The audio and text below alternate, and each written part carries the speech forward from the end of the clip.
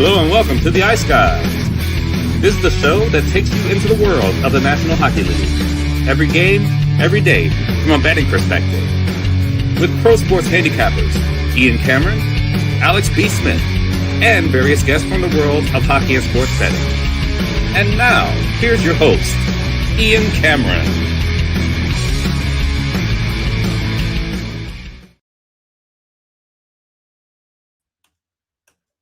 There we go. Producer forgot to get his people on screen. There we go.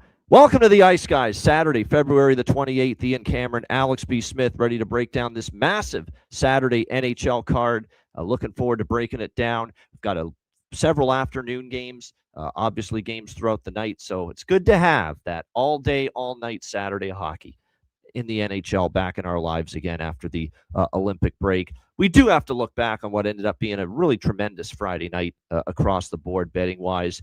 Every side we bet cashed. Buffalo gets the job done against Florida. Another solid victory for the Buffalo Sabres, 2-0 coming out of the break. And, that was our worry with the Sabres is don't go on a skid coming out of the break, because then all the demons of the past and all the doubts, and the problems of the franchise in the past are going to start creeping into your conscience. But they have avoided that, and they have been able to play some really good hockey. And Buffalo, you look at these two games as well, the Florida, New Jersey wins, they're doing it by shutting it down with a lead.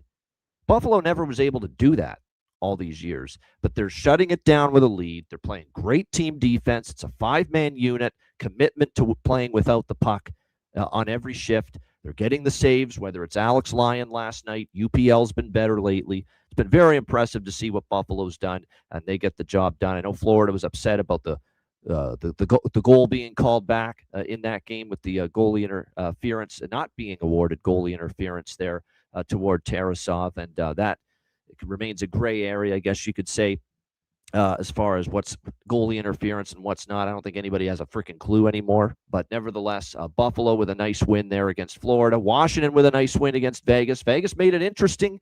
Cut the 3-0 lead to 3-2, but that's as close as they would get. Logan Thompson was rock solid. You knew he had an axe to grind, point to prove against his former team, the Vegas Golden Knights. So they got the job done there with a solid win.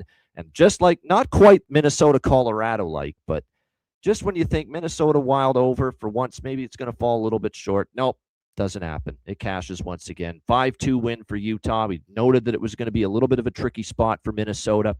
Back-to-back after the big win against Colorado. Utah got the job done there. So nice to cash Utah and the money, the full game over. So it was just, Sabres cashed. We had the Capitals cashed, Utah cashed, the over cashed. And then Anaheim's looking a little hairy for all of us in the late night hours against Winnipeg. They fall behind 2-0 in that game.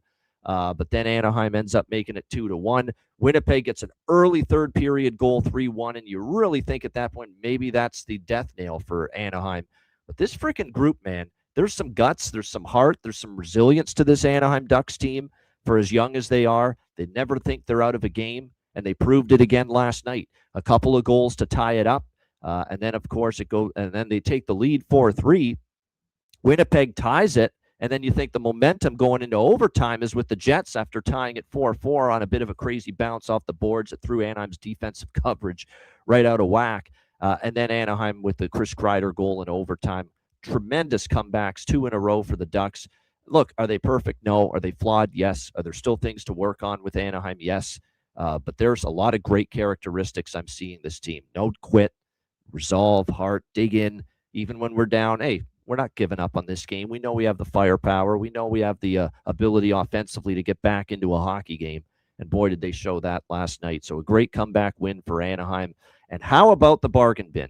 I had Peyton Krebs for Buffalo plus 575. He scores into the empty net. And how about Matt Robinson, one of the great calls of this season to this point, with Logan Cooley, first goal of the game for the Utah Mammoth, plus 1,600, 16-1. What a win that was to be able to cash that. I did indeed take a small piece of that. I did say to Matt I probably would get in on that, and glad I did.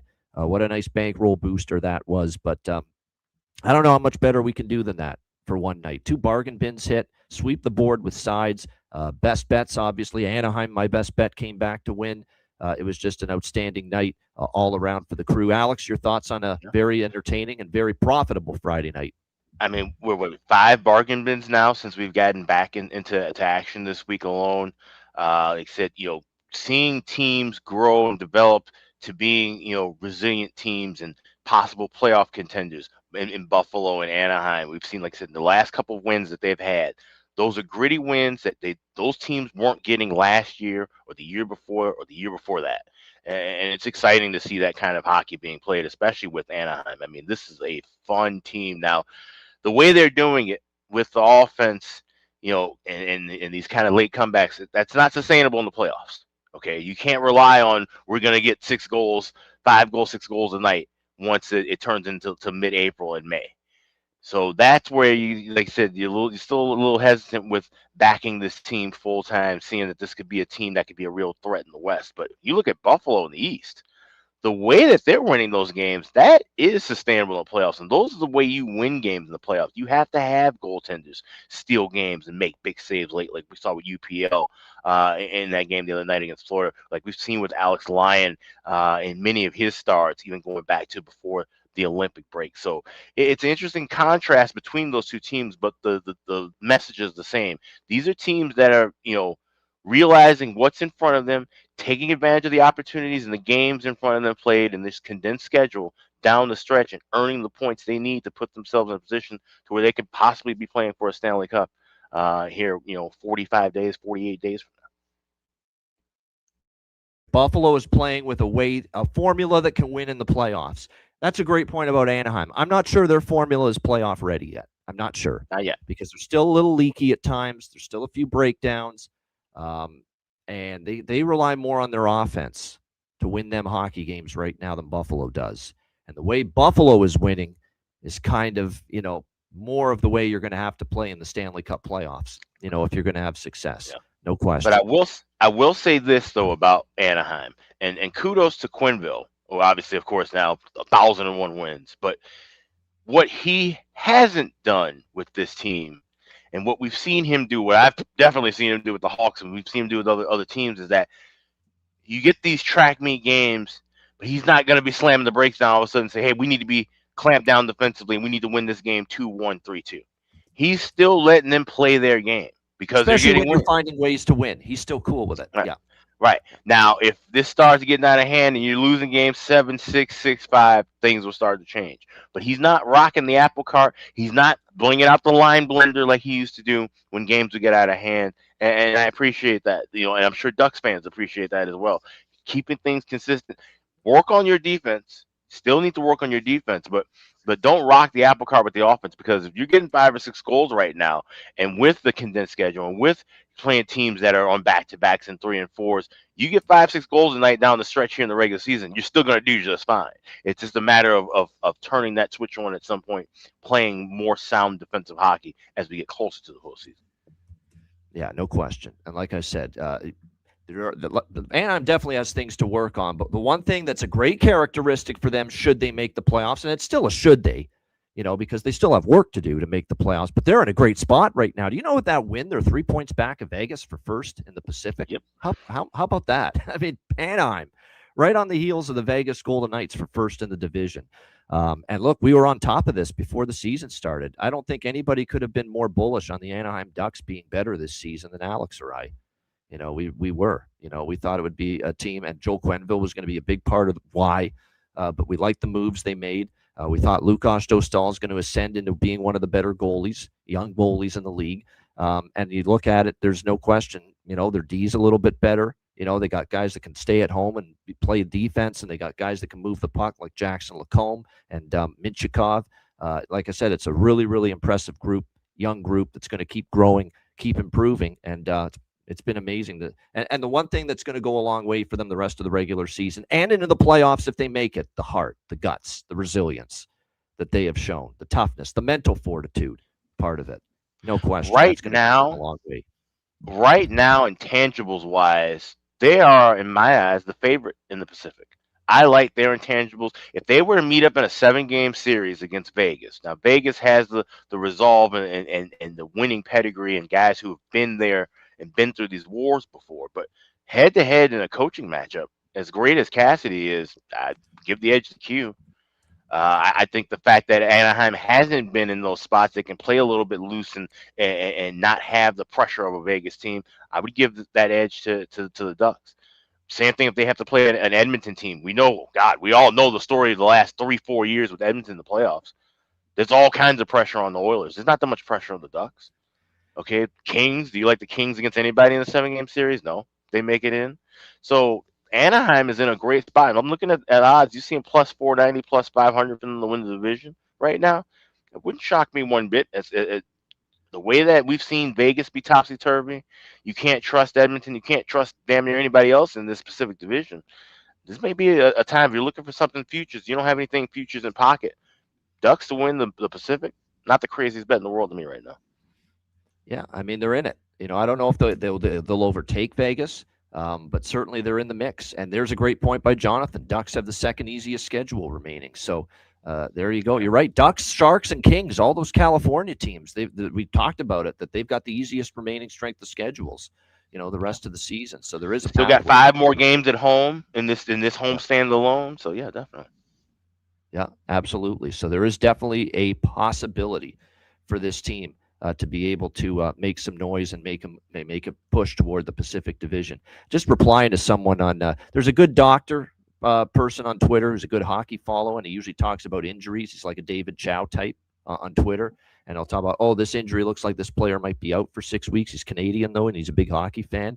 Apparently, he had a post about Hellebuck saying, this is the night Hellebuck chooses to turn back to ordinary again, talking about the loss for Winnipeg last night. And I replied saying, he doesn't have a bunch of Hall of Famers and All-Stars on the blue line behind him in Winnipeg like he did with Team USA, right, especially with Josh Morrissey out of the lineup. And then someone said, I don't know what, some moron, in my opinion, replies to me saying, I don't know what Team USA you're watching, but name me a Hall of Famer on that blue line. I'm like, you don't think Quinn Hughes is going to be a fucking Hall of Famer at the end of his career, idiot?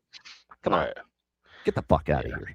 Come on. That's why. You don't watch Quinn Hughes right now and think, if this guy doesn't avoid injury for the next 15 years and has a long career and is productive and good as he is, and he could even get better, that he's not going to be a Hall of Famer at the end of his career? You're a freaking idiot with that take. Yeah.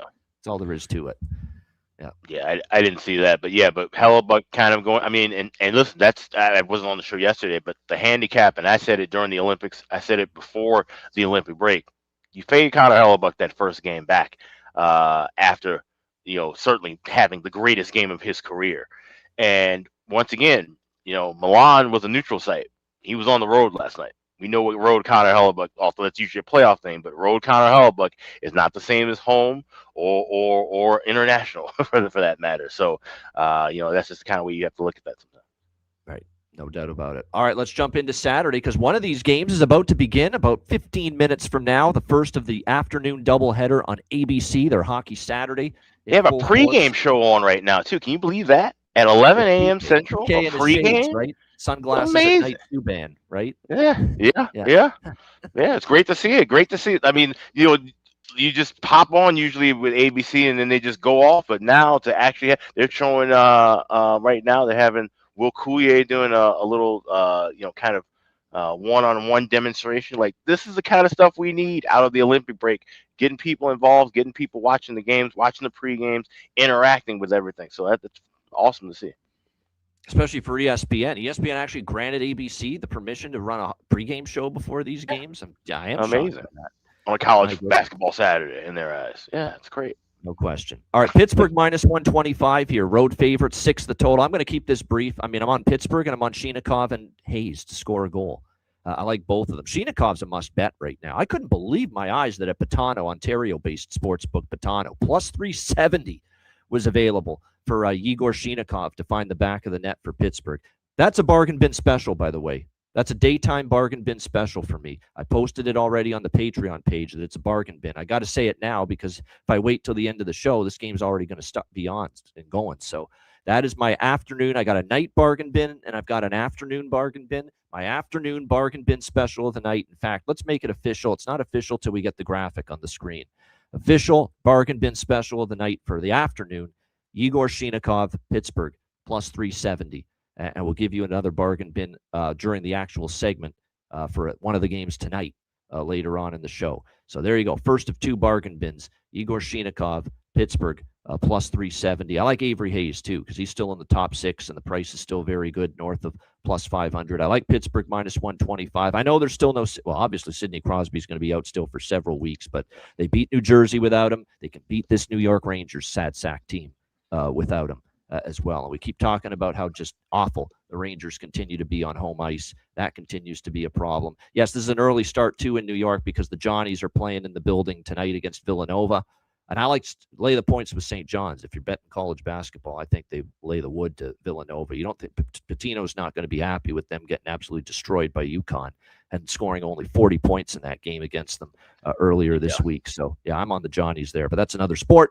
Give me Pittsburgh here, money line. Give me the Pittsburgh money line and give me those two props, Hayes and Shinikov, to score for the Pittsburgh Penguins. Alex, what do you think here, Penguins Rangers? Well, I was going to wait and kind of watch this one as we're on the air and maybe look for a first period over in game. I will still do that, but now I'm adding Shinikov as well to my my card as well. So I'm telling you on that, not my bargain bin, but I'm going to tell your bargain bin on that one there. But like that spot, like I said, this should be a win for Pittsburgh, right? Like at some point we're going to see the regression without Crosby, but like you said, against a Ranger team that just they came right back and looked like they're back in midseason form. There's about 4 or 5 teams where I said in the last couple of days, they're right back in midseason form, and the Rangers in the house of horrors that is Madison Square Garden with their offense. No way I can back them even at a short plus price. So I lean with Penguins, but I'm gonna wait for things live, and Shinikov will be the only pregame bet for me. All right, yeah, St. John's is -7. That someone in the it's not plus. I'd be slamming. I'd be putting a pretty damn big bet on down if they were +3.5 tonight against Villanova. But no, they're -7 against Villanova there. Money line parlay, Penguins in St. John. Yes, no doubt. Yeah, Jonathan, good point. You know what? I'm going to, because I've already got the money line, I'm going to tack on some of that team total over 3 with Pittsburgh. 4 goals or more and 30 wins for Pittsburgh this year, and in 27 they've scored 4 goals. So, okay. Yeah. Flat 3 at MGM and Rivers. But, yeah. But like I said, Sturkin's capable, the Donies in front of him, aren't. So from that standpoint, I think Pittsburgh, can be able to get 4 goals there. All right, Boston Bruins, Philadelphia Flyers. This is the second game of the ABC doubleheader this afternoon, 3 p.m. Eastern. We got Philly -120, home favorite, 6 the total, shaded to the over here in this game. There's no doubt Boston, right now is in the better form. There's no denying that whatsoever. But there's also an element to this handicap where, Boston on the road continues to have some issues. They're only 11-16 away from home. Believe it or not, Philly has more home wins than Boston has road wins. You get them outside of TD Garden, they're way more average, in my opinion. Now, Philadelphia is not very good right now. They did beat the Rangers 3-2, second game after the break. They lost the first game to Washington, bounced back, beat the Rangers 3-2. I don't think we can go too crazy over that because it is the New York Rangers. But I don't know. I've got this feeling that after finally winning the game and seeing, some success for the Flyers, and with Jeremy Swayman confirmed in net, not only has this guy not played much hockey for the Bruins of late, we all saw what happened to him. It was one of the worst goals you'll ever give up. I'm not buying into this BS about the color of the boards throwing his vision off. I mean, I don't care what color the boards are. That's a horrendous goal to give up. He did in the United States game. What game was that? The Denmark game, I think it was, in the preliminary round. And he's got that probably in his subconscious for the next little bit. He hasn't played in a very long, time. He's got that one start over the last 3 weeks. Whereas Vladar, who I'm sure is now, I will say this: Vladar's not confirmed yet for Philadelphia. I'd be shocked if it's not him. How do you go back to Ersson? Although Ersson did get them the win, I guess. So maybe Rick Tocchet says, "Hey, I won with Ersson, even if it was against the New York Rangers. Maybe I'll go back to him. Maybe I won't like the Flyers nearly as much if it's Ersson, but I took Philly here, -115, -120. I think for them, they're trying to build at least a little momentum. Boston's been average on the road. Swayman has not played much hockey the last 3 weeks, so I think it's an opportunity for Philadelphia here, to be able to maybe gain a little momentum. And again, Boston's just not been that great on the road. I mean, they've done most of their damage. Why are they in a playoffs? You take away their home performances, and probably not a playoff team. That's how big the drop has been with their home performances versus their road performances this season. So I'm going to grab a little Philadelphia here. It's not a big bet, but I did bet the Flyers, and I'm on the draw too. I think the draw is a good look here in this game. You've got Philly going to overtime against the Rangers. You've got a Boston Bruins team that before the break, I know they beat Columbus in overtime. They beat in overtime, but they beat Columbus in regulation coming out of the break. But before the break, Boston was going into a handful of games that went to overtime. So I do think there's a draw possibility here with the Bruins and Flyers. Alex, what do you think here, Boston, Philadelphia? Not so fast, my friend. I like Boston in this spot. This is a good price and even money. I understand, like I said, trepidation of backing them on the road because they're a much better home team. Like you said, Philly's not that good really anywhere. And this goaltending is shaky as usual. You can't trust Harrison. Vladar is always kind of hit or miss. This is a Boston team. They've won 3 straight meetings against Philly, 8 of the last 10. And like I said, yeah, they have been going to OT. Before break, we saw 4 of their last 5 games before the break go past regulation. So a slight lean to the draw, not the best prices in the world floating around there. But I like Boston to get the 2 points here in this one. Like I said, you got to take what the books give you. No way I'm laying a price with Philly, even at home. I'm on the Bees at even money. I'm going to go back to Zegras and Mishkov for goal props for Philadelphia. I think Mishkov might go on a bit of a run there. I think that was one of the better games I've seen him play in a while. Now, it was the Rangers, I get it, but that's the Mishkov they're waiting to see on a regular, more consistent basis here in Philadelphia. He had a really good performance against the Rangers in that victory, of course, including the OT winner. And Zegras, I think, probably worth a look as far as props go. For Boston, Morgan Geekie scored in their return to action in the win against Columbus the other night. Marat Husnudinov, there's still probably some value there with him on the top line. Talked about Minton. Arvidsson, streaky player, scored last game. I don't know about if I love the Victor Arvidsson goal prop, but I find when he scores a goal in a game, he tends to score in bunches. He'll score in 2 or 3 and then cool off and not be heard from again, for several weeks. That's usually what it is with Arvidsson. But Arvidsson might be worth a look here as far as a goal prop for Boston as well. All right, Edmonton, San Jose. We've got Edmonton minus 140. Minus 160. Holy mackerel. Minus 160 road favorites. The Edmonton Oilers. 6.5 the total, although there's some 7s. That's right. Some 7s starting to appear here with this total in San Jose. So overnight, I pounced right away over 6.5. Minus 125. I actually got a reasonable price on it overnight. Minus 125.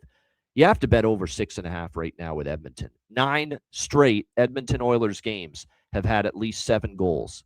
9 straight Oilers games have at least reached the 7-goal plateau. Whether it's them scoring or whether it's the other team scoring, these Edmonton games are getting to 7 goals. San Jose got shut down offensively by Dustin Wolf was terrific in that win again for Calgary against San Jose. And remember, he's a Bay Area kid, and I kind of overlooked that, like in San Jose the other night. Forgot, this Dustin Wolf's going to want to play well. He's from that area, grew up a Sharks fan too. And sure enough, stuck it to his team that he grew up cheering for.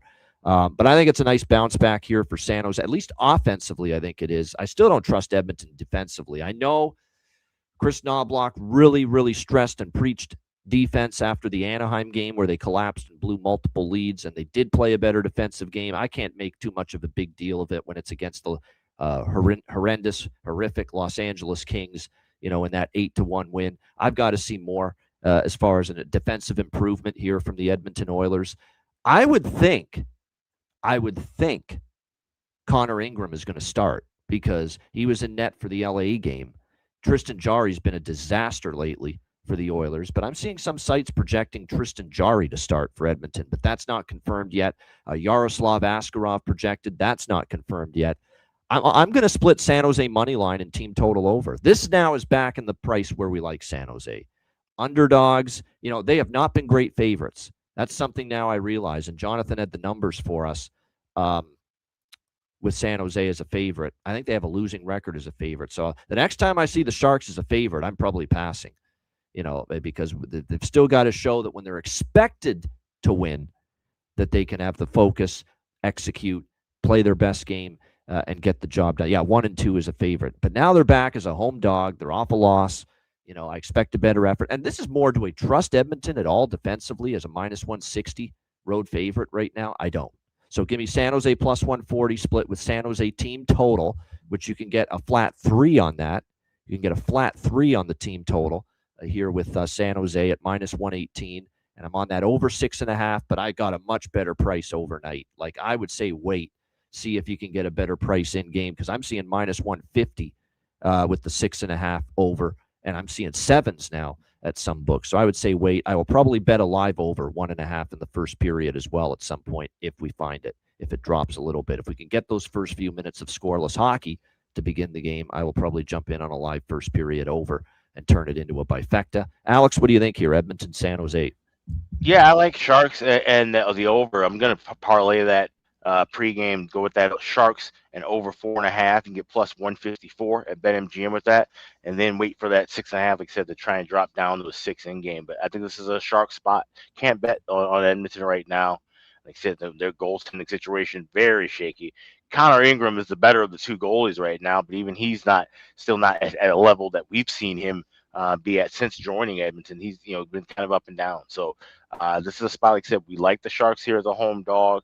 Sharks also play well at home in day games this year. So this is one where I'm taking a shot with the dog, but I'm going to tie it in with that parlay over 4.5 pregame, and then look for a live over, try to get 6 in game. And you know what's bad for Edmonton, too, is Matthias Janmark's injury. He's out long term. He doesn't do much offensively for you, but they got enough guys for that. But he is actually a forward that can be sturdy defensively, and that's the last thing they need. Someone that's actually a little bit sound defensively, now being out of the lineup long term, and that's the case now with Matthias Janmark for the Edmonton Oilers. So, like I said, I know they all the talk was focusing on defense going into the LA game after the Anaheim debacle, and for one night they buckled down. And they held LA to 1 goal, and they played a pretty good game defensively. I got to see more. I can't just say one game, everything's fine again. I know in long term, Paul Coffey, I do think he's going to help them, and they will get better long term. But I got to see it. Is it going to be 2 great games right away where they shut things down? I'm not so sure about that. Yeah, Paul Coffey should be in the on the blue line ahead of the likes of maybe Emberson or Spencer Stastny on this Edmonton blue line. Maybe 60-year-old Paul Coffey could still be a better option right now than at this stage. For those of you that aren't young enough to have watched Paul Coffey, man, what a special player he was on that blue line. Unbelievable. What a smooth skater. Incredible. 64. I was pretty close. I almost got it spot on with his age. 64 he is right now for his age. And now back as an assistant here for the Edmonton Oilers, trying to shore up this defense here that has obviously had their issues. All right, next up, we've got New Jersey and St. Louis. New Jersey, by the way, Kiefer Sherwood for a goal prop, just because he's on the top line. There's good value there, I think, for San Jose. If I were to look at props for Edmonton, the usual suspects, Roslovic, Podkolzin, and Savoy. I think those are the guys that have the value there. Even money both sides, New Jersey, St. Louis, -110, 5.5 the total. I'm on the Blues here, believe it or not. New Jersey, I think they're fade material until proven otherwise. There's another team that right now I've seen enough from that they're fade material, and we'll talk about them later in the show, but I think New Jersey's one of them. It's just there's no light at the end of the tunnel. You thought Jack Hughes bringing his gold medal back to the team might inspire some, enthusiasm and adrenaline, and here's this team scoring 1 goal in each of their 2 losses coming out of the Olympic break against Buffalo and Pittsburgh. So this team is just not very good. I liked what I saw from St. Louis coming out of the break. That's a Seattle team that's playing for points, playing to secure a playoff spot.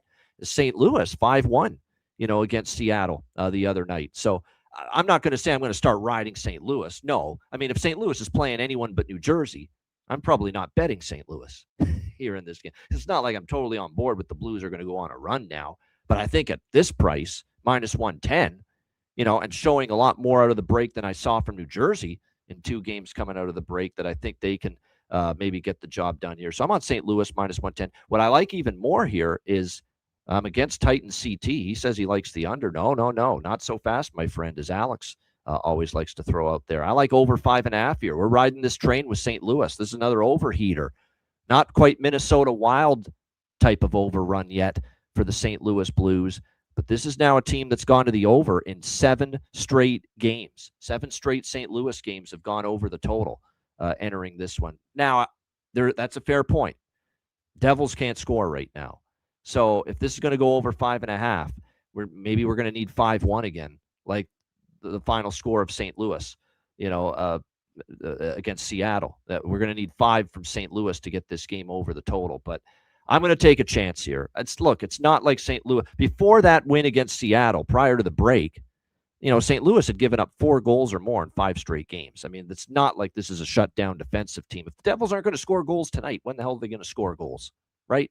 If they're not going to get some offense going tonight, when is it going to, or this afternoon, when is it going to happen? Because it's not like St. Louis is the 90s Devils here. They don't shut teams down. I know they did against Seattle, but I don't necessarily trust that moving forward. So I'm going to bank on buy into hopefully New Jersey finding some offensive success here.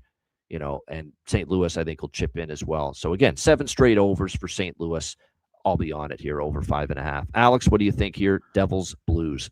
I grabbed draw plus 310 this morning. Now the best price available is right at plus 300 over at BetMGM. And I will take a small piece of St. Louis to win overtime or shootout. You get plus 550 with that at FanDuel. But this is not really a great game, great matchup. Like I said, okay, St. Louis beat Seattle. And I think Seattle's a paper tiger, in my opinion. You saw the got crushed the first 2 games, and I don't really think that there's much momentum off of that win for St. Louis, where New Jersey, like I said, they just look completely flat and dead, and they seem to be a team that's kind of waiting out, who's going to get moved between now and Friday, and where the things are going to kind of settle out. So definitely can't back New Jersey, but I don't trust that much in St. Louis either. So draw. And like I said, a little piece of St. Louis to get the win in OT shootout, plus 550. Might as well get that price now since you won't get it later. Yeah, as far as props go, I'm on Pius Suter at a good Olympics. He scored against Seattle in the return. I like Pius Suter. And, of course, we got to go back to Holloway. Holloway was outstanding.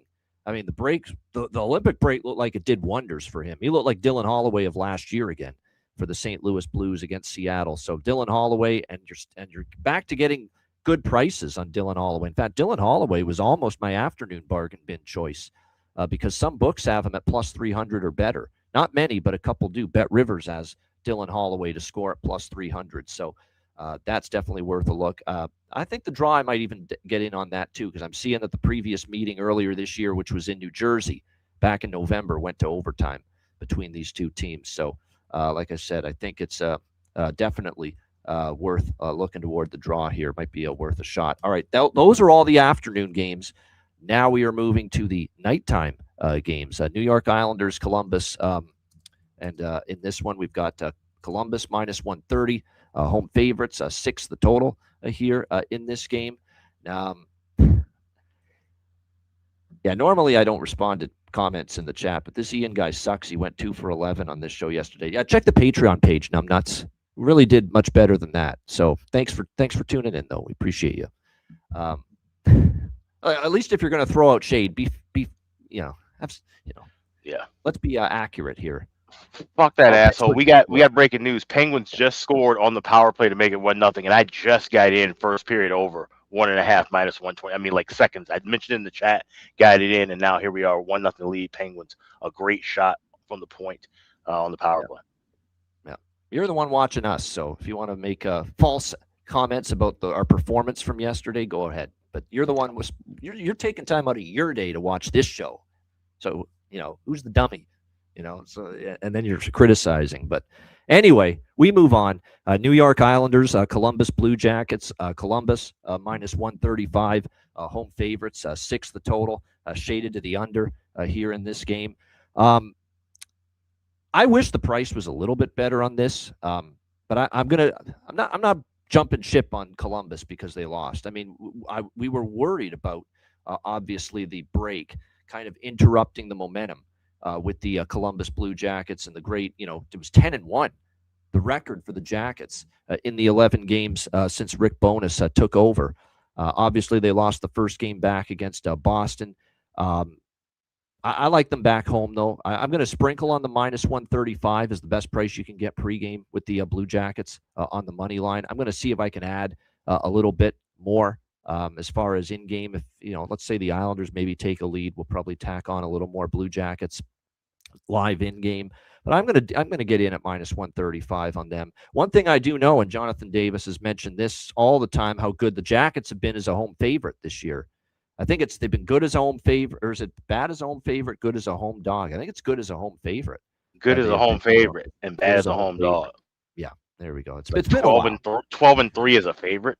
Yeah, At home, that's I really believe. good. So yeah, I had to have my memory refreshed by that. Yeah, 12-3 is a home favorite. Yeah, so I'm not like. Could they lose? Could the coach bump be officially over? I will say it might be if they lose tonight, but I'm not there yet with Columbus. Jack Reeves, by the way, is going to get the start in net tonight for the Blue Jackets. That is confirmed here in this one. So give me the Jackets here, minus 135. That's the only bet I've got pregame. This is another one I have a mild lean to the draw, but not as much do I like it as some of the other games on the board. That being said, the Islanders are starting to heat up with these draws. We cashed one with the Islanders Montreal game the other night. This one I don't feel as strongly about because I could see Columbus taking it in 60. What do you think here, Alex? Islanders, Blue Jackets. Yeah, if I was getting a better price than just flat 300 or lower, then I would be taking a shot with Islanders. But at this one, like I said, and with that strong home record for Columbus, until we see that kind of change and dissipate, this is a pass for me. This is one I can wait in game for. Maybe if the Islanders can take a quick lead, I can get a better price to try and get plus money with Columbus. But it's a live game for me only. All right, there we go. Live game for Alex here. Yeah, like I said, I was just hoping the price was a little bit cheaper than this. Unfortunately, it is not. But 2-0 Pittsburgh, by the way. Holy mackerel! Yes, first period over. Let's go. Mantha power play goal. Brian Rust power play goal. Nice job, Vincent Trocheck, on sportsmanlike conduct and got a 10-minute misconduct on top of that to give them a second power play after your penalty kill just got lit up the first time. Well done. Nice job. No wonder your team stinks. 2-0, lack of discipline showing right there for the New York Rangers. All right, so yeah, Columbus here in this one. I didn't put the graphic up, but yeah, Columbus. That's very interesting to see that. Yes, that Kent Johnson, healthy scratch. This is a guy that the first couple games Bones arrived on the scene. We saw some good games from him, but you're right. The last little bit, he's kind of gone quiet again. And the one thing about Rick Bonus is, the accountability will be there. So definitely some changes there as far as the lineup here for the Blue Jackets. Kent Johnson will be out. As far as props go in this game, yeah, Matthew Schaefer, never the worst idea as far as finding the back of the net for the New York Islanders. Looks like for Columbus, I'm looking at the lineup here tonight. Danton Heinen on the second line. He scored against Boston. Now, maybe that was former team angle kind of taking over, but on that second line with Monahan and Jenner, think that he's probably still worth a shot here as far as a goal prop is concerned. Mason Marchment, Adam Fantilli, Kirill Marchenko on the top line. Sillinger. I'm still going to go back to Charlie Coyle one more time. Maybe he is going to cool off a little bit, after the great hot streak he was on, but we're going to sprinkle one more time tonight with Charlie Coyle to find the back of the net. All right, let's turn to Chicago taking on Colorado. We've got Colorado minus 340, home favorites, 6 the total here in this game. I mean, it's already going to be a tough ask for the Chicago Blackhawks tonight in Denver. And then you face Colorado coming off, a 5-2 loss to the Minnesota Wild. So you don't like the way this sets up here for the road team. That is for sure going into this game tonight. It looks like as far as the starting goaltenders here, we've got Spencer Knight projected, Mackenzie Blackwood projected, but we don't have confirmations yet about either of these two goaltenders. This could be a game where that first period puck line for Colorado, it's not the greatest price, though. That's the problem. You got to find value, with a team like Colorado. We are talking about the angle in play, which is the goal in the first period for the underdog against a minus 300 or greater favorite. I'm not as bullish on that today in this game because of Colorado coming off the 5-2 loss to the Minnesota Wild. Back to 1-0 Pittsburgh. They took the goal off the board. Yeah, goalie interference. So still 1-0. Rangers got bailed out a little bit there. Yeah. That's all right. 16 minutes to go. Lots of time for that first period over that Alex got in on. But there we go. Yeah, so still 1-0 Penguins. I'm probably going to – the system's been good. I mean, Jonathan's got the numbers. The system's been good with these teams scoring in the first period. Big dogs against minus 300 or greater favorites. So I'm going to sprinkle on it for Chicago. I mean, that's all I'm trusting Chicago to do is maybe get on the board in the opening 20 minutes. And the one thing I'll say is, Mackenzie Blackwood, who's going to get the start here for the Avalanche, most likely going to get the start. Not confirmed yet, but it's probably going to be him. It's not like he's played a ton of hockey. So maybe early in the game, he gives up one in the first 20, and it's minus 116 as far as the Chicago to score in the first period here at Pinnacle. So I'll sprinkle on that. I'm going to probably look to go with caller maybe first period over here. Makes sense. That I like a little bit more than the full game over. I think I'll wait for a 5.5 or a 6.5 at a little or better price during the game. But yeah, pregame I'll go with Chicago in the first period to get on the board and the first period over. Anything here, Alex? Chicago, Colorado. Yeah, I mean, see, it's you have to tread lightly. I like Hawks to get on the board in the first as well, but I'm going to go with a correct score in the first period, 2-1 Colorado at 10-1. I'll wait for that first period over to drop down within range. It's minus 140 right now, so wait and grab that live. But pregame, first period correct score, Colorado leads 2-1 at 10-1 over at FanDuel.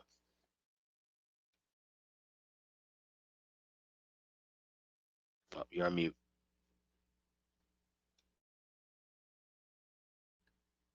Ian, you're on mute. Sorry about that. Yeah, not too much with the props. What I would say is there are a couple on Colorado I'm kind of looking at. Nelson Lehkonen, have been pretty productive, and Landeskog, because he's up on the top line. There's been some decent value. There you go. Dogs have scored in 5 of the 9 games in the first period. So not a hugely profitable angle, but still winning. It is still profitable though. 5-4 on the season. So yeah, I'll bet it here with the Chicago to get a goal in the first period here. All right, next up, this game is in the title of the Ice Guys show video today because I think it's one of the best games on the board. Buffalo and Tampa Bay. Don't look now. Buffalo, I'm not going to say they're going to win the Atlantic Division, but they've pulled themselves close enough to Tampa Bay that suddenly if they were to win this game in regulation, it gets a little interesting suddenly at the top of the Atlantic Division. But they got to do that first. It is minus 250 for Tampa Bay, home favorites in this game. Total 6.5 the total. I'm not going to push the envelope here. I'm not going to get greedy. I cashed with Buffalo last night. Really liked them against Florida. I don't think I'm going to, get greedy and try to bet them again here tonight against that. I'm tempted at that price with the way Buffalo is playing, but Tampa Bay just keeps on, getting the job done. And finding ways to win. And we've got what's the run now for Vasilevsky? What is it, 13-0-1? Some incredible run like that he's been on as a starting goaltender for the Tampa Bay Lightning. And I assume we're going to get Vass. Yes, Vassy's already confirmed for the Lightning and net. Should be UPL, Ukko-Pekka Luukkonen, picked a pack of pickled peppers in between the pipes for Buffalo here on the back-to-back. So, yeah, and I stupidly, decided because Toronto needed the win and needed to come out of the break with some gusto, to take a shot, at least early with Toronto against Tampa Bay the other night. That didn't work out. Tough spot, too, back-to-back, big win last night. I mean, they're capable of it, but I just don't know if I'm all that enthusiastic about running up against Tampa Bay right now. So this is a game where I'm just going to probably look for something live when it's all said and done. If anything here, Vasilevsky's just putting up spectacular numbers right now. Don't fault him for the Matthew Nyes goal. I was certainly happy to see it go in. Matthew Nyes scoring for the bargain bin on Wednesday against Toronto. It was a terrible goal for Vasilevsky, but it was one of these deals where, I think definitely a situation where, the game was out of hand. It was already Tampa Bay had won and, maybe fell asleep for a moment. Other than that, you can't quibble about anything Vasilevsky's done. He's been phenomenal. Playing one of the best seasons he's had in years. Like, this is turning back the clock to one of the better seasons we've seen out of Vasilevsky. So I don't feel like I'm going to push the envelope, take Buffalo again. I'm going to lay off the Sabres here, at least for tonight. Alex, what do you think here, Buffalo, Tampa Bay? I actually like this draw. I'm seeing plus 340 over at BetMGM. I was just trying to shop around to see what other good prices are floating. But I think this is where, this is a spot where Buffalo needs to be competitive. Plus 350 at Bet Online, actually best price available. But this is a spot where, like I said, Buffalo roll this momentum over, find a way to beat a team in your division that you've played well and hung well against, and continue this positive momentum.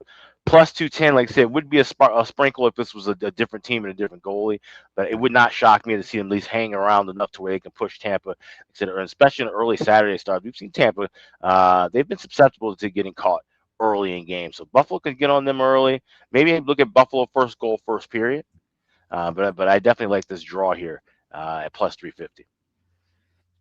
Yeah, I'm going to look for a live over at 5.5. If I see a 5.5, I'll bet an over. I'm not going to bet it at 6.5. I think the draw, it's not the worst idea in the world, actually, the more I look at it, because I'm seeing some of these head-to-head matchups. We've had 5 of the last 10 go past regulation with Buffalo and Tampa Bay. Last time they played here in Tampa, which was actually about 25 days ago, right before the break, 4-3 Tampa Bay in overtime.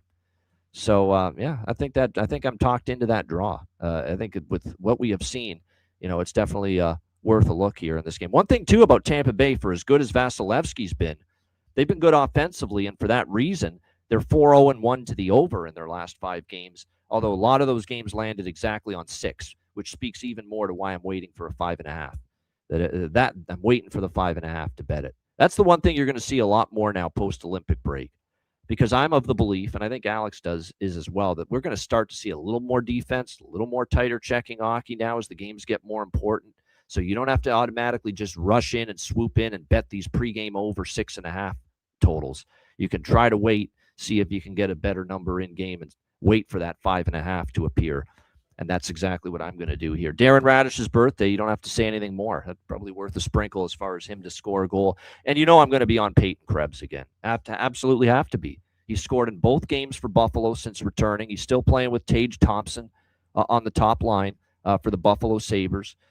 So you got to keep rolling with it. Peyton Krebs. And look at the price now, because of Buffalo's a big dog tonight in Tampa. You're getting an even better price with Peyton Krebs tonight than you got last night. Plus 725 for Peyton Krebs to score tonight. So yeah, that's absolutely. Look, I've already committed to not making him a bargain bin again tonight, but you absolutely have to bet it at that price, 100%, that it's worth going back to the well with Peyton Krebs for Buffalo tonight. Tage Thompson, 5 goals in 6 games against Vasilevsky. A good stat there from JD in the chat. Zucker, McLeod, and Quinn. I think Doan's had some success against Tampa Bay in the past, if I'm not mistaken. Let me see the head-to-head. Yeah, I'm going to go on. This is the night to go on Josh Doan, I think, plus 360. 67% of games against Tampa Bay, he has found the back of the net. So, yeah, definitely looking toward Josh Doan as well for them. I think if I was to go for a Tampa as far as any goal props, I'm looking at their lineup right now. Value with Gage Gonsalves with Point and Kucherov on the top line. So there's some pretty good value there worth looking at. Zucker with 7 goals and 13 against Vasi too. So that's kind of what I thought too. Zucker's had some success against Tampa Bay, so that's probably worth a shot. Yeah, just saw one of the YouTube comments. My good pal, long time I've known him, Steve. He'll be, we have a little friend get together usually on Saturdays for hockey, UFC, you name it. So you're seeing him later. Shout out to him in the chat. We'll see you later, my friend. Yeah, I mean, definitely looking at a situation here where I think there's some good goal prop value in this game. Like Gonsalves and Krebs, the 2 guys that are on the top line and not priced like it, well worth looking at as far as scoring here in this game. All right, next up, we've got Washington, Montreal. Montreal minus 160. Home favorites total here sitting at 6.5 across the board in this game. Washington, big win against Vegas, back-to-back spot. Here's the thing. I mean, there's been some people I've noticed, like in Montreal, that I've talked to, good other NHL bettors, and they'll mention, tough spot for Washington. Travel back-to-back, big win last night. But you're coming off the Olympic break. How tired are you, right? So, again, it's not, to me, as detrimental a back-to-back. Like, if you're doing this kind of a back-to-back, say, in late March and April, then it grinds on you.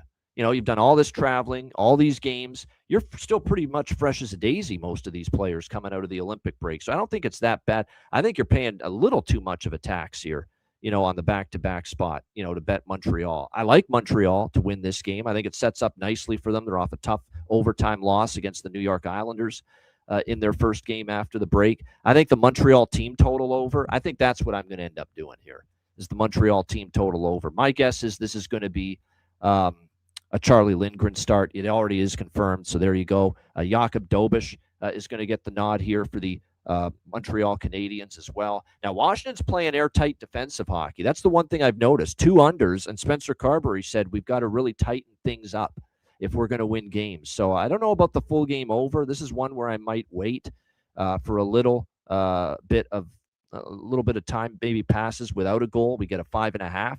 Maybe I'll get in at that point. But I will sprinkle, even with Washington trying to play tighter, better team defense, I'm still going to take Montreal's team total here. It's a reasonable price, over 3.5, minus 120. Not only has Lindgren not had a great season compared to what we've seen from him in the past, he has not played in a long time. This is his first post-Olympic break. So he hasn't started since January 29th. And we've seen Lindgren give up 6, 5, 3, 3, 4, 5. I think there's a decent chance Montreal can get to 4 goals here against him tonight. 3.37 goals against, 884 save percentage this season for Charlie Lindgren. So, Montreal team total is going to be the approach for me. Over 3.5, minus 120. Alex, what do you think here? Caps, Habs. This is one of my favorite draw plays of the night. Best price available is plus 327 at Bet Online. You also find it at plus 310. Plus 320 at FanDuel. I think this is going to be a close, tight game. Like I said, with the fact that Caps are playing more sound defensively, a quick turnaround with the second night of back-to-backs. This feels like it could be a game that's a little low and slow. I do have a bargain bin in this game, taking a little bit of a flyer. You probably know who it is, too. It's one of the guys we like on this night of the week for Montreal. Yes, and by the way, if you're a Patreon member, Jonathan Davis, very kind to send along updated numbers on the season for Cole Caulfield, who has become known as, and it's not just us saying this, they're calling him this on the television broadcasts, Mr. Saturday Night. He's just been a savant scoring goals on Saturday nights on Hockey Night in Canada. It's been, especially the last month or so. So we'll have updated numbers posted on the Patreon page after the show regarding Cole Caulfield's success on a Saturday, courtesy of JD. So if you want to bet goal prop, if you want to go a step further and bet the over 1.5 goals and hat trick, this is the night to do it with Cole Caulfield, because he has had multi-goal games on a Saturday before earlier this season. So, like I said, this is definitely a guy that plays well on Saturdays. There's no denying that whatsoever. And don't forget what great form he was in before the break. PLD in Quebec, and he did score against Vegas last night, 2 goals, plus 350. I don't mind PLD. Jacob Chikrin, he scored in 3 of the last 10, 2 of the last 5 games, and you're still getting a good price. And this guy continues to shoot the puck quite a bit from the blue line. So, like I said, there's a couple goal props that I'm interested in here too. Oliver Kapanen as well. I think there's some good value just because he's centering the second line with Slavkovsky and Demidov here for Montreal. So don't mind that shot as well for Montreal to find the back of the net. Edwin, we appreciate that. We've been trying to tell people, join Patreon. Absolutely. All the stats, all the charts, all the information, bonus content. We're going to have Patreon exclusive live betcasts, tons of them, March and beyond. The daily betting card, exclusive to Patreon members, sides, totals, player props. So Edwin's spot on. If you're not a Patreon member, it's not too late to join and take advantage of it and all the benefits you get from it. All right, next up, we've got Detroit and Carolina. We've got Carolina minus 180, home favorites. The total in this game sitting at 6, pretty much across the board, shaded to the over. I'm seeing Freddie Anderson, and I'm going to be looking at probably some kind of maybe smaller on Detroit money line, but certainly Detroit team total over is going to be on the card if it's Freddie Anderson. That's simple as that. I'm not there with thinking all of a sudden the break is going to do wonders for him and he's going to find the fountain of youth again and be amazing and turn back the clock and look like Freddie Anderson at his absolute best again. The fact that at Pinnacle you can get Detroit team total over 2.5 minus 110, at a very cheap price. I do think it is worth it. There's no question. This is also going to be for me and over bifecta spot with Detroit and Carolina, because I'm also seeing it could be Cam Talbot for the Detroit Red Wings, not John Gibson. And in fact, it is confirmed that it's Cam Talbot.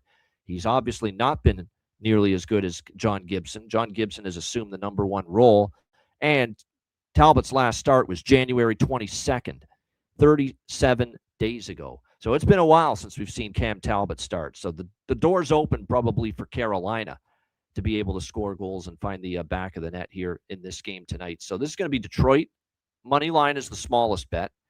More on the team total, over 2.5 for Detroit, -110. And I'll also get in on over 1.5 first period and over 6 full game. Alex, Red Wings, Hurricanes. Yeah, I like the over by factor here as well. You get minus, I see 128 at Bet Online. Oh, I'm sorry, forgive me, FanDuel minus 128 for that first period over. Grab a 6 where you can find it as well. But I like Carolina to score first goal first period plus 105 at FanDuel as well. Like I said, with Cam Talbot starting first game in a while, he could be a bit rusty and maybe give up that first goal. So if you like Detroit, I'd say maybe grab Carolina to score first, and you can wait and hopefully maybe even get 2-1. Possibly with Wings, but I'm just sticking with the totals there, like over by factor and Carolina first goal first period. Don't do this to our guy Alex B. Smith here. 6 minutes to go in this first period. It's still 1-0 Pittsburgh, and could you imagine? Yeah, like, don't let that disallowed goal be the difference maker here. I will be on Pittsburgh first goal second period if nothing happens here. So yeah. Well, but we've seen this nonsense before, so yeah. I hate to say it, but we got time. Optimism is better than pessimism here. So keep the faith. We got 6 minutes to go here in the first period. Get that second goal we need for that live first period over for Alex. Yeah, as far as a Talbot over save, there he is, Perlo. We got to start. We'll start to highlight some comments from Perlo when he throws out a bet that he likes. And he's good with the saves props. I know that's his bread and butter: shots on goal and saves props. So when I see someone that does well with a certain type of bet and a derivative bet, you respect the opinion. And Perlo's, it's come to be that way with Perlo. When he has a save prop and he has a shots on goal prop that he likes, you respect it because he's done well with them. But he likes Cam Talbot here over 27.5 saves. And Carolina's a high shot volume team, especially on home ice. So it's hard to argue with that one. As far as goal props here, Jackson Blake, I liked his game the other night against Tampa Bay. I thought he played pretty well. Dylan Larkin, he had a good Olympics, scored against Ottawa in the return to action. You're not getting a bargain bin price, but still, plus 210 for him to find the back of the net, still pretty solid. Stankoven, I think, worth a look. Like I said, Jackson Blake, I think, for Carolina, goal prop. Could be something to consider here in this game. Taylor Hall. Didn't Taylor Hall score last game too? He did for the Carolina Hurricanes. Obviously, Sebastian Aho has been very good lately. 4 of the last 5 games he's scored. The price isn't great for him to find the back of the net, but certainly you can definitely warrant a bet on Sebastian Aho to score. There's Russell Deck, Matty Robinson. Great call on his bargain bin. It was. Yeah. It absolutely was. Yeah. Logan Cooley, Utah, first goal. Plus 1,600 was Matt Robinson's bargain bin special on Friday's show, and it cashed. So incredible stuff. Like I said, that's one of the best bargain. We've had a lot of great bargain bin specials and calls, on the bargain bin from me, Alex, Matt, Perlo, various guests over the years. For this season alone, that's one of the best calls of the year. Yeah, no question about it. Logan Cooley, first goal, Utah yesterday. All right, Battle of Ontario. We've got Ottawa and Toronto. Ottawa minus 130, road favorites here in this game. The total sitting at 6 across the board. I was already on it overnight. Edmonton San Jose was a game I made sure to bet overnight, and I made sure to bet this overnight as well because I figured it would move, and it has. I'm on the Ottawa Senators here. I'm starting to think for Toronto it's over, and and I've not liked what I've seen. They look slow. They're caved in their own zone again. Can't get out of their own zone. Defensively running around like chickens with their heads cut off. I know Ottawa had a disappointing loss in overtime against Detroit in their first game back. I thought they played well enough to win. They should have won. And Ottawa has been one of these teams that they've had too many games where they've outplayed the opponent, outshot the opponent, carried the play, and lost. And it happened again against Detroit. Not tonight. I think if they play that way again, if they replicate that Detroit game, outplay Toronto like they did Detroit, they're going to get the win here. They're going to put some more goals probably past this Leaf defense, which is just heinous right now, how bad it is at times in their own end. They're just struggling, and then there's turnovers in the neutral zone. Even Nylander was guilty of it. against Florida. So I agree with this move. This opened around -110, -115 with Ottawa. It's up to -130. I still like it at the current price. Ottawa for me, -130. Alex, what do you think? Sens, Leafs. Yeah, I think it's a decent price. I actually went with team total over 3.5. I got +117 at Bet Online, but certainly wouldn't talk anybody out of laying that price with Ottawa too. Like I said, I feel like this is the writings on the wall for Toronto. And wouldn't it be fitting for Toronto against a division rival, provincial rival, and already having these bad games at home on a Saturday night to lay a complete fucking egg? It just makes sense to me. This just feels like a 4-1, It would be such a 5-1 Leafy kind of a thing to game. do. Absolutely. Yep. Indeed, a Leafy thing to do. So I'll be looking for some live overs as well. But pregame Ottawa team total over, and more than likely we'll end up grabbing some piece of Ottawa money line as well. Yeah, I might do that. I might break it up to money line and team total with Ottawa. And to me, this is not an indictment of Joseph Woll or Anthony Stolars. If you're watching Leaf games, they're giving these goalies no fucking chance, none, zero. Right now, with some of the chances they're giving up and the turnovers and the breakdowns in coverage and the failure to get out of their own zone. Could they play better? I think both are capable of playing better, and both aren't playing at the level they did last year. That's also part of the problem for Toronto. But they haven't been horrible. The blue line in front of them has been horrible. It's a colossal team failure right now with Toronto. This isn't the time to point fingers. They could all point fingers at one another. They all need to look in the mirror at this point. Yeah, no doubt. So like I said, and Ottawa, I don't know if Ottawa's going to make the playoffs because they've still got work to do, but at least there's at least a glimmer of hope for them. And the advanced numbers kind of tell you that they could still get in if they put a run together. So yeah, I like Ottawa here in this game. I actually lean to this over a little bit, but again, I don't love it just because Ottawa could shut down. Ottawa's been playing good defensive hockey lately. So again, if you like overs at all, you're going to have to look more toward the Ottawa team total aspect of it here in this game. As far as props go, yeah, Giroux. That's a good point by Jonathan. Giroux has had a knack of doing significant damage against Toronto in the past, no question. Wouldn't argue with that. Tavares has actually scored in 3 straight games for the Toronto Maple Leafs. Matthew Nyes is probably the one I would look at for Toronto as far as goal prop is concerned. For Ottawa, I'm looking at their lineup tonight. Batherson could be worth a look here as far as for Ottawa. He's also had some success against the Toronto Maple Leafs in the past.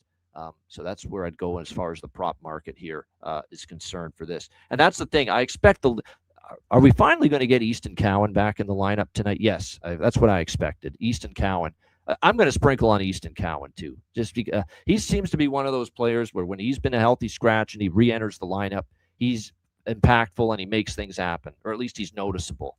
Will he score? We'll see, but I don't think it's the worst idea to maybe look toward a goal prop on Easton Cowan. It's absolutely absurd. He was sitting in the press box for as long as he is, with other guys aren't doing half the things he was doing the last time he was in the lineup. So, like I said, Easton Cowan might be worth a little dabble there in the goal prop for tonight's game. All right, Calgary and Los Angeles. We've got LA -150 home favorites and 5.5 shaded to the under here with the total. Shocker. Jim Hiller is still employed. I'm not shocked. Like they're clearly not making a move. They're clearly not. They're, at least if they are, it's going to be after the season. It's not going to be an in-season coaching change. You've had a million chances to fire this poor man. I shouldn't say poor man. He's done a bullshit job, horseshit coaching job. I shouldn't say poor, but you've had a million chances to make a change. If there was ever a piece of evidence that maybe this team has tuned out the head coach, I don't know what more you need than that 8-1 embarrassment against Edmonton on Thursday.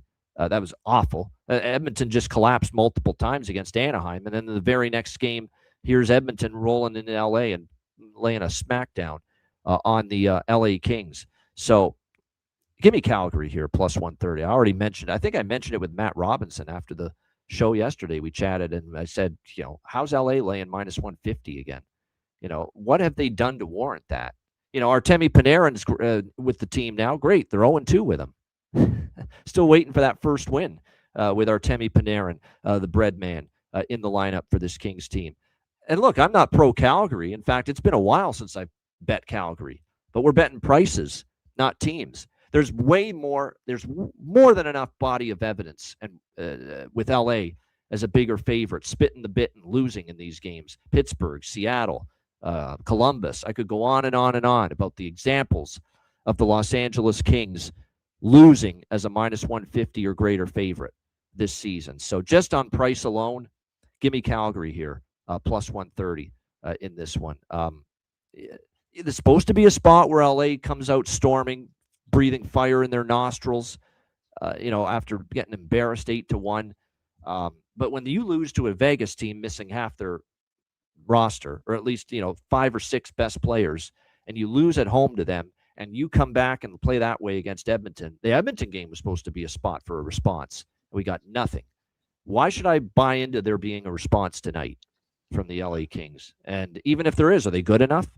And there's the stat from JD, 6-12 for the LA Kings as a minus 150 or greater favorite, which means if you've been betting against LA in those 18 games when they've been minus 150 or greater favorites, you're making yourself a very nice chunk of change and a very nice profit. I'm on Calgary here, plus 130. Alex, what do you think? Flames, Kings. There's a plus 140 available actually at DraftKings with Calgary, but I also went with the team total over 2.5 minus $1.06 at FanDuel. Like I said, there's no reason why to be backing LA in this spot, and I don't see where, like I said, things are going to get any better. Okay, yeah, sure, you got trounced 8-1, but they've been getting their ass kicked, like I said, at home all year long. And at this price, this is just crazy to me. So take the dog. Like I said, you don't bet teams or bet prices. We're betting both. We're fading the bad team, and we're taking the better price. So Flames team total and money line. Yeah, I thought they played all right. The San Jose had the edge in shots against Calgary, but like I said, Calgary, they didn't play like a team that needed to lose. I mean, that's the thing. The players are still, especially with the trade deadline, Nazem Kadri's trying to, and Kadri goal prop's worth a look. This guy's probably going to get dealt. Calgary's probably going to be a good fade after the trade deadline. When they have, a few players jettisoned out, like Nazem Kadri could be out of there. Blake Coleman could be out of there. Those are 2 guys that are heavily rumored to be traded by Friday's deadline. There could be a good bet against period there for the Calgary Flames out of the break. But right now, I mean, you're still seeing effort. LA is just a mess. And by the way, we've got not only Fiala out long-term, but Kuzmenko, Drew Doughty, and Yoel Armia right now are all questionable for this game tonight. Armia suffered an upper body injury against Edmonton. Kuzmenko didn't play the other night, and it's not a sure thing he's returning tonight. And Drew Doughty is also in a situation where he left that game due to a lower body injury against the Oilers. His status in doubt for this game tonight. So, like I said, he got some personnel issues to go with the problems on the ice for the LA Kings. All right, we've got, I think, just a couple games left here on this Saturday slate. Nashville and Dallas. Oh, by the way, with Calgary, LA, note the start time. It is a 4 p.m.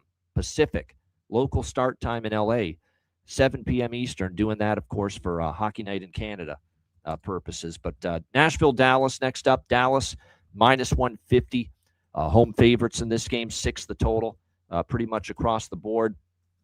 Dallas had a pretty good performance against Seattle in their first game following the break. We'll see if they can carry that over and that momentum here against the Nashville Predators. Don't look now, Dallas, 7 straight wins.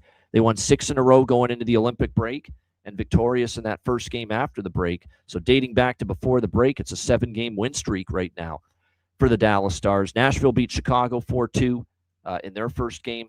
Back following the break. We'll see if they can build on that here in this one. Jake Ottinger will start for the Dallas Stars. UC Saros, I think, is going to be back in net for the Nashville Predators. They gave Justus Onanen the opportunity to be in net against Chicago.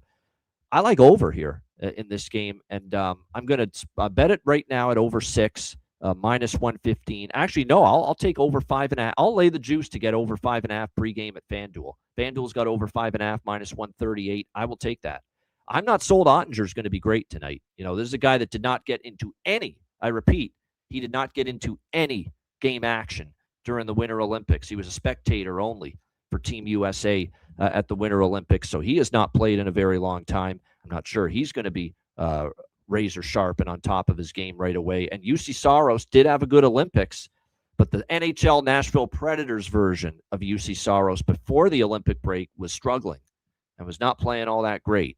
So, is it going to, if it's the Olympic version of Saros, maybe this stays under, but the NHL version of Saros pre-Olympic break was struggling a little bit. So, and I like the way Dallas has been scoring goals lately too. And what's been impressive about Dallas and their ability to score is they've been without Rantanen.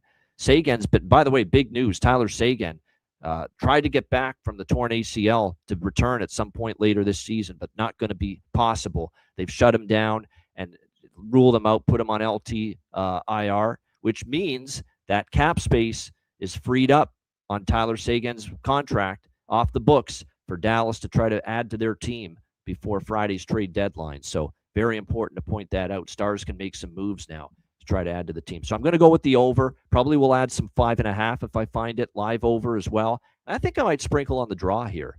This does feel like it could be one of those games that could have some overtime potential. Dallas is not in a life or death battle for positioning.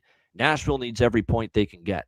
So if it's a close game late and you have a chance to pick up a point, there's a good chance they will. I don't mind what limited benefits is saying. Matt Duchene props. It seems like Matt Duchene plays well against his former team, the Nashville Predators. So no argument there that Matt Duchene maybe makes an impact here tonight for Dallas. His props worth a bet. Alex, what do you think here? Predators, Stars? Yeah, you're already seeing 5.5s at minus 138, 135, a couple books. So I'm just gonna wait for those to drop down in game, get closer to a pick 'em range. But grabbing a piece of 5.5, they're looking at over live. Don't have anything with the total. Well, I'm sorry, don't have anything with that draw. Plus 300 is the best price I'm seeing around there.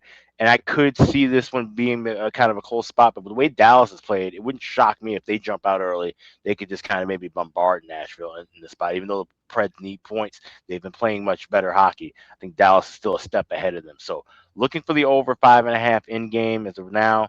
Anything else that I add would be live as well. All right, there you go. Good stuff. As far as props, like I said, Duchene, Maverick Bourque, believe he's still on the top line as well right now for the Dallas Stars. So there's definitely going to be some value for him with Johnston and Robertson. Wyatt Johnston looks like he might be heating up a bit too. He scored a nice tip deflection goal against Seattle in the win the other night. So good stuff there. And didn't score the other night, but a little shout out to Putin on the Ritz. Justin Ritskovian got into a scrap the other night, a pretty good one. So good to see that for the young kid. All right, last game, Vancouver, Seattle, the cross-border rivalry here, across the British Columbia, Washington State border, these two teams in the Pacific Northwest. We've got Seattle minus 160, home favorites. This total is bouncing anywhere between 5.5, 6. So shop around. If you like that over, find the 5.5. If you want the under, find the 6 pregame here with Vancouver and Seattle. Seattle 0-2, and not a great start for them coming out of the break as they're trying to maintain their spot in top 3 in the Pacific and also a playoff spot. Didn't really love their game in either at all. They got outscored 9-1. 9-2 in the 2 games against Dallas and St. Louis. They lost 4-1 to Dallas, 5-1 to St. Louis, 9-2 outscored in those 2 games. But the Vancouver Canucks have that knack to cure what ails you if you're struggling. So this is probably the night we see Seattle get back on track here in this one. This is the one with the crazy over history, Nick. It is. But it hasn't been nearly as dominant of late. We've seen a couple unders with Vancouver and Seattle. There was a time, I think it was 11 or 12 straight meetings had gone over the total. Something really crazy, or at least gone over 5.5. But we've seen a couple unders here the last year or so. There was a game in April last year in Vancouver, 5-0 Seattle. There was the game earlier this year, December 29th, 3-2 Vancouver in a shootout in Seattle. The game after that did go over the total, 4-3 Seattle winning in a shootout against Vancouver. So we'll see how this one plays out. I mean, this is definitely a spot you would think Seattle, maybe they put the hammer down on Vancouver, but I got to see it. And the one thing we've seen with Canucks Kraken, 4 of the last 6 meetings have gone past regulation. So this is a draw for me. You got to sprinkle on it. I mean, it's 4 of the last 6 meetings between these two teams have gone past regulation. So The draw is in play here. It's worth a bet, especially because this one, I think at least at Pinnacle, I'm seeing the draw price here at plus 330. That's a little bit better. So the draw here for me with Vancouver, Seattle. The Seattle team, sometimes it's like pulling teeth, asking them to score goals. And we are talking about a team that has scored 2 goals in their first 2 games combined out of the break. But I'm going to sprinkle just a smaller bet, but I am going to take a piece of the over 3.5 plus 106 team total for Seattle. I mean, if there's going to be an offensive outburst, it's got to be here. Vancouver's a terrible defensive team. I think it might be Lankinen here tonight for the Vancouver Canucks in net. He's projected, and like I said, it could be. He's obviously had a tough season, so I'll get in a little bit on the Seattle team total over 3.5. 5.5 total, I will sprinkle on that too, just because of the strong over series history. We have had a couple unders, 2 of the last 3 between these 2 teams, but long term, it's still been pretty strong with the over. 7-3 in the last 10 to the over, and going back further, it's been a strong over series history. The hope is that Seattle, and you know how much sometimes it pains me to bet their games over because sometimes they don't do enough for you, but I will take a shot that we can get this thing over 5.5 here. Alex, last game, Vancouver, Seattle. Yeah, this is one where I wait for that over. Like I said, we've seen the heavy over history, but there have been some times where, like Seattle's offense has kind of dried up a little bit. I think we can wait and grab maybe even plus money with over 5.5. But pregame, I do like the draw, and I would take a little sprinkle on Seattle to win in overtime or shootout. Plus 500 available at FanDuel to go along with that draw. Best price available. I see at plus 300 at BetMGM. Let's see, Bet Online, which has had some better prices. I'm also seeing plus 323. So I would be on that draw and Seattle to get the win past regulation. I hate to be the bearer of bad news because this is a really good hockey day. It always is on a Saturday. But this is a bit of a downer to end with what is the only, can you believe it, the only late night West Coast game tonight in the NHL is this one, yeah. Vancouver at Seattle. So all we can hope for is that, hey, at least entertain us. At least entertain us. Give us a good game here. That's not easy with Vancouver. It's not easy with Seattle sometimes to give us a great game. But try to at least.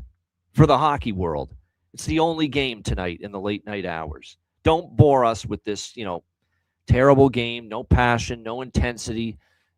Seattle doing their, Katie bar the door type of play that sometimes they can get with under Lane Lambert. Try to at least entertain us here. It's the only damn game in the late night hours.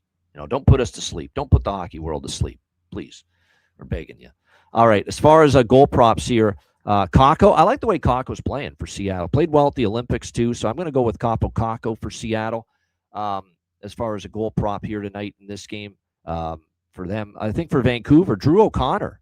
As he was scoring for them before the break too. So, Drew O'Connor playing with Rossi and Besser right now on the second line. I think that's not a bad option. Not a bad option for a goal prop either. That's a wrap. Shout out to everyone. Hit the like button if you haven't done so already.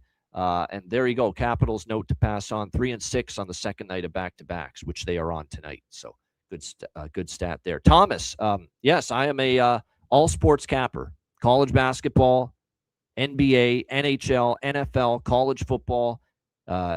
Like I said, NBA, college basketball as well. Baseball, yes, I'm involved with that as well, Thomas. So, yep, I'm an at the lack of sleep, and I'm this all sports handicapper at the expense of sleep, at the expense of a life, at the expense of free hours on my hand at my disposal.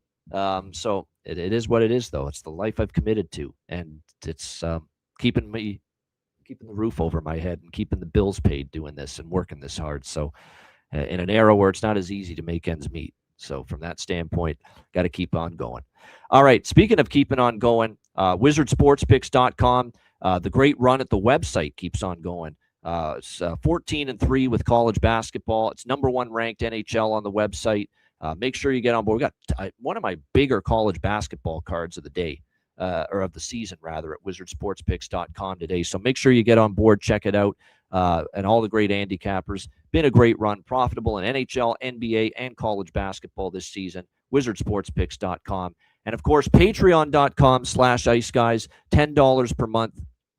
The response has been incredible. We keep looking to get more and more people onto the Patreon platform as a Patreon Ice Guys member, because with it, you get goalie charts, totals charts, bonus information, stats, and content, player suite interviews. We're going to do a couple more. We got Jason Seed on the way. We got lots of live betcasts during the games, exclusive to Patreon members in March and especially April, May, and June. Once we get late into the regular season and into the playoffs, we're going to have a bunch of Patreon exclusive live betcasts. And of course, what you know and love the most about the Patreon page, the daily betting cards, sides, totals, player props posted each and every day on the Patreon page. All of that for just $10 per month. And your membership goes a long way to supporting the show and keeping it going long term. So check it out, patreon.com/Ice Guys. We have 365 paid members as of right now on the last day of February. If we can get to 400 by March, that's what we're pledging for you guys. Let's continue to grow that number, get more people involved to sign up with this Patreon to grab these profits that we've been cashing. 5 bargain bins just this week alone. The profits. I think if you bet every bet last night, considering it's $10 is the base fee. There are a few taxes and Patreon fees, so it's probably closer to $15, but $10 is the base fee. But still, I mean, you made basically maybe 2-3 months at least worth of subscription money, based on last night's results alone. With the bets. Yeah. So there you go. Yeah, that's why it's great value. It is, absolutely. And another great value that you can grab right now is at the Ice Guys store, too. iceguys.myspreadshop.com. Today and tomorrow, you save 30% off your orders. Just hit the redeem button at the home page, add your items to your cart, and 30% will be taken off at checkout. That's Saturday and Sunday, 30% off everything in the store. Great time to get yourself a hoodie, get yourself a T-shirt, a cap. Spring's right around the corner. We're going to have nice weather on the way. Why not go out in style with some Ice Guys merch from the Ice Guys store? That's at iceguys.myspreadshop.com. Bargain bin special of the night. What can we do for an encore tonight after 2 last night? We'll try. Bargain bin special of the night. Best bets coming up right after we hear from our great Ice Guys sponsors.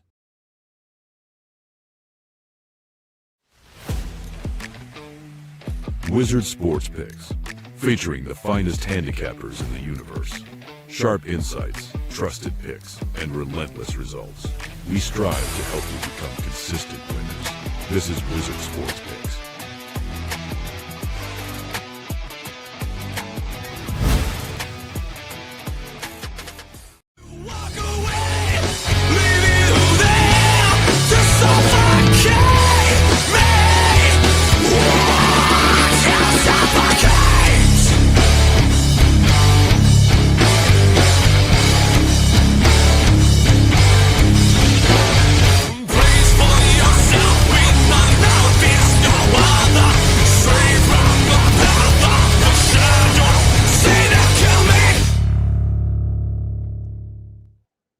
All right, we got a big job ahead of us to try to follow up what we did last night, but we will try. Bargain bin special of the night for this Saturday slate. Alex, we'll start with you. Bargain bin special of the night.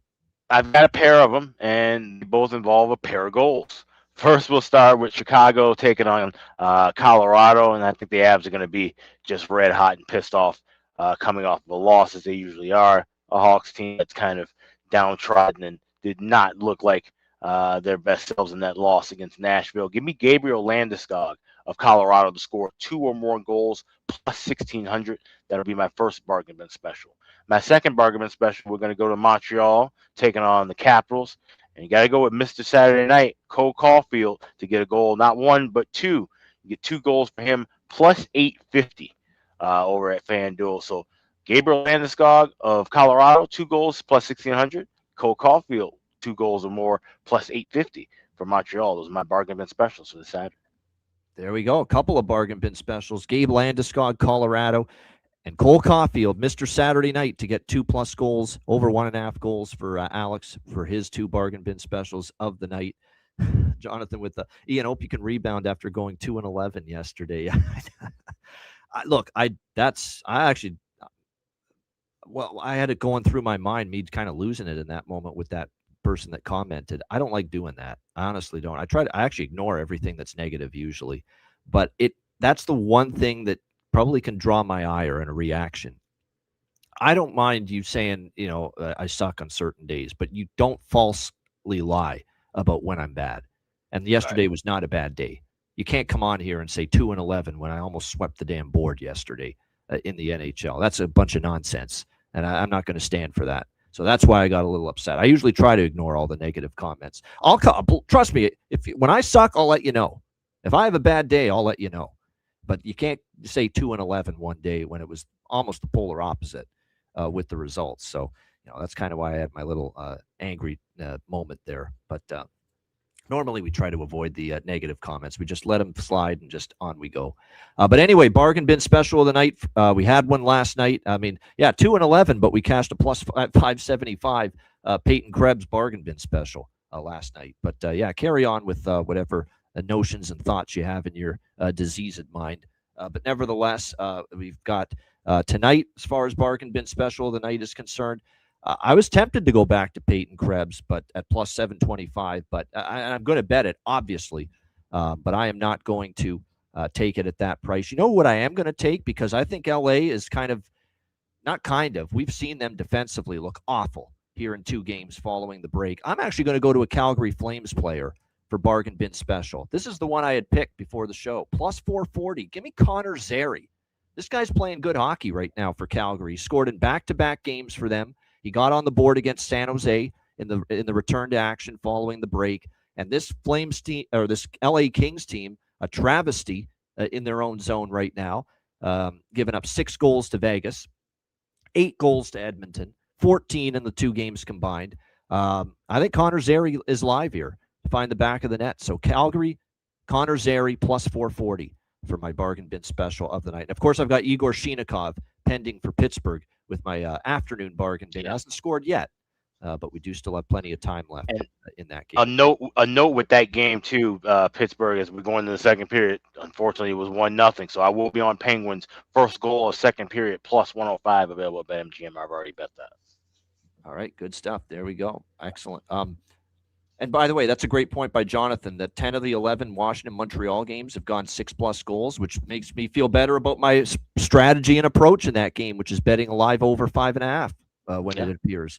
And that's definitely my plan for Washington and Montreal. All right, best bets. Alex, what do you like here for best bet?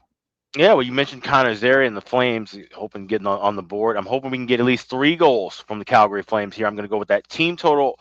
Over 2.5 minus $1.06 is the best price available at FanDuel with Calgary. This is no way you can back LA at any point. I think this is all Flames game, in my opinion.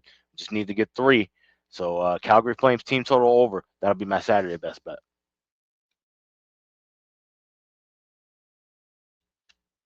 Mute. There we go. Unmute the mic. So you're telling me Cam Talbot versus Frederik Andersen, and there's a total of 6? Sign me up. Detroit, Carolina, over 6 minus 120. Not to mention, I forgot to mention this when we broke down that game. We got an over series history in play here as well. 4 straight overs head-to-head between the Red Wings and the Hurricanes. So Detroit, Carolina, over 6 minus 120 for my best bet here for this Saturday NHL slate. All right, shout out to everyone once again. We appreciate all of you tuning in. Hit the like button if you haven't done so already. And like I said, looking forward to a big Saturday NHL card and hopefully a profitable one. Once again, we will have some announcements regarding March betcasts. March betcasts will be scarce in comparison to April and May and June because I have to devote plenty of my time to the NCAA tournament this upcoming month. But we will have some March betcasts coming your way. At least 1 or 2 Patreon and plus the free-for-all betcast. And we'll announce the dates of that just in a little bit. And by the way, 2-0 Pittsburgh. They just went up on the New York Rangers, added to the lead. So there you go. Wonderful. First goal, second period. Yep. Way to go. Yep. I'm telling you what, the next goal savant is Alex B. Smith. He has made a killing out of that market over the years. All right, a reminder, the Ice Guys is live 7 days a week, Monday to Friday, 2 p.m. Eastern, Saturday, Sunday, noon Eastern. If you can't watch the show live, download the Ice Guys podcast in audio form on all major podcast platforms, Google Podcasts, Apple Podcasts, Spotify, Stitcher, iHeartRadio, Amazon Music, and more. Download the Ice Guys podcast when you can't watch the show live. For Alex B. Smith, I'm Ian Cameron. Enjoy the rest of your Saturday. Enjoy the games and good luck. And we will see you again tomorrow on Sunday, noon Eastern, for another edition of the Ice Guys.